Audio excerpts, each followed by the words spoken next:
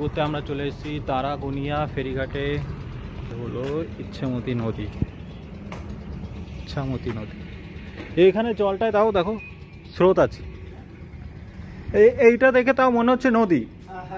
এই ইচ্ছামতি নদী সবথেকে ডিপ মনে হয় আমি এটাই দেখলাম। এখানে তাও স্রোত আছে। এই এই এই নদীটায় মনে হয় জোয়ার ভাটা হতে পারে। ওইটা যেটা দেখালো ওটা দেখে কোনো মতেই নদী তো মনে হচ্ছিল না, খালই ছিল। আসলে ইচ্ছামতি নদী কোথাও বিলীন হয়ে গেছে, কোথাও জেগে উঠেছে, ঠিক ঠিকানা নেই।